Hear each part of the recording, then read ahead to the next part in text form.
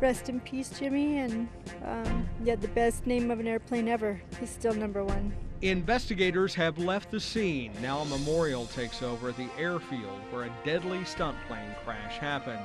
We'll take you back to the scene of the tragedy. Plus, a convicted cop killer and his date with death get a last-minute appeal with the backing of even the Pope save his life. It may be the key to stopping violence everywhere. Withholding sex, where women made this sacrifice, and it actually worked. Your Independent News Network starts right now.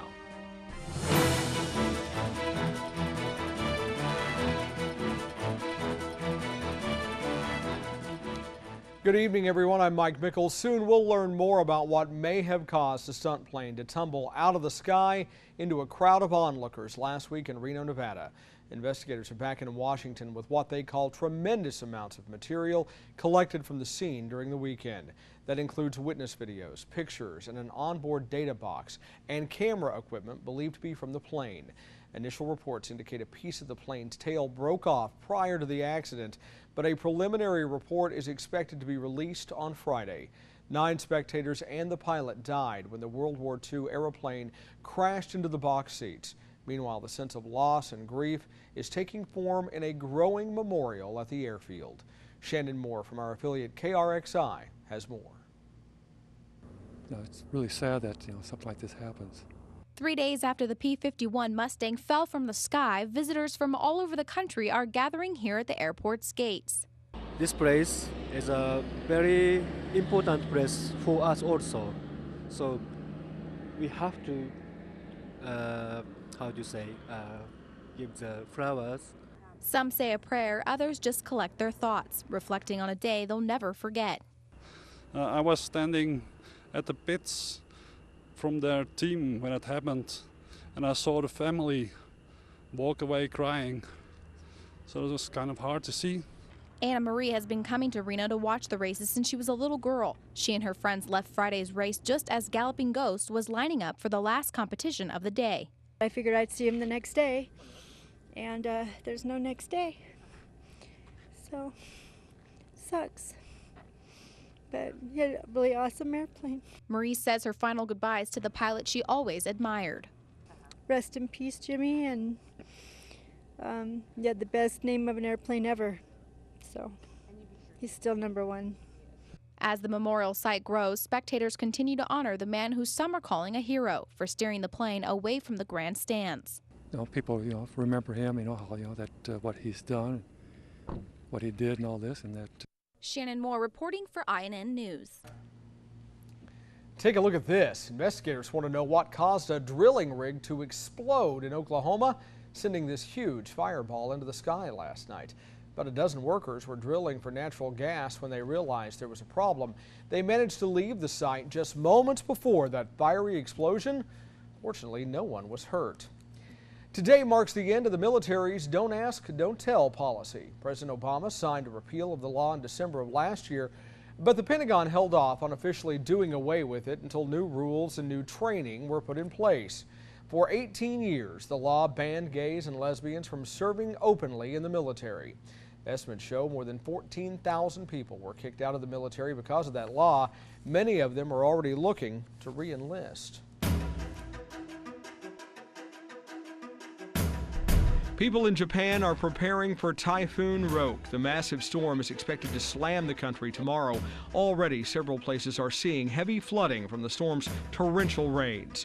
Right now, forecasters say Roke is packing 115 mile-per-hour winds. They say the storm could dump up to 10 inches of rain on some places. Officials have ordered 1 million people to evacuate in one central city due to flooding threats from a nearby river. We may not know where ousted Libyan leader Muammar Gaddafi is for sure, but that doesn't mean he's staying quiet. Today, a pro-Gaddafi television station in Syria aired a message believed to be from the former leader. In the address, Gaddafi said his political system represents the people's will and cannot be overthrown. At least 3 people are dead after 4 earthquakes shook Guatemala. The U.S. Geological Survey says the quakes happened one after the other in quick succession, the largest being a magnitude 5.8 in Santa Rosa. That's about 30 miles southeast of the country's capital, Guatemala City, where people also felt the shaking. Women are taking a stand to stop violence in the Philippines by withholding sex. The sex strike was an effort to end a rebellion that's been underway on the Filipino island since the 1970s. The women are part of a sewing cooperative. They were fed up with not being able to deliver their products because of violence that closed down a main road between two villages. So they withheld sex from their husbands until they promised to quit fighting. Within weeks of the strike starting, the main village road reopened, the fighting stopped. And that's your Global News Now. Death row inmate and cop killer Troy Davis will die tomorrow. A 5-member Georgia Board of Pardons today denied a stay of execution. Davis is convicted of the 1989 murder of an off-duty Savannah police officer, Mark McPhail. Davis maintains he's innocent. Supporters prayed and chanted outside while the board met behind closed doors yesterday. Sarah Basol from our affiliate WLTZ has more. He deserves a death penalty. Annalise McPhail has been waiting for 22 years, and today she waited to hear the outcome of Troy Davis's clemency hearing. He killed my son, and I am very hurt, disappointed, and angry. Davis was convicted in 1989 of murdering Savannah police officer Mark McPhail. He was given the death penalty and has been fighting it ever since. Today's hearing was Davis's last chance to save his life.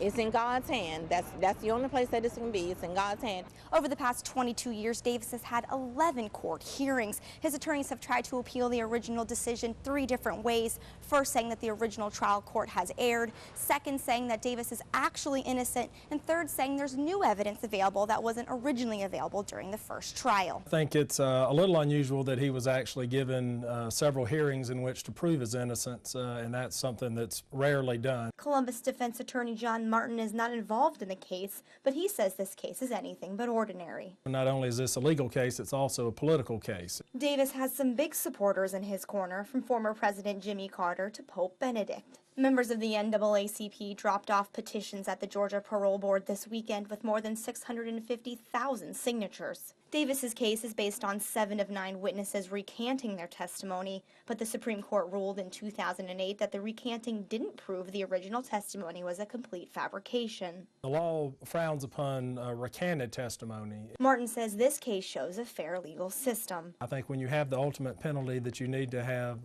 very tight scrutiny, and certainly he has had that. He's been afforded every opportunity to appeal. Sarah Belsole reporting for INN News.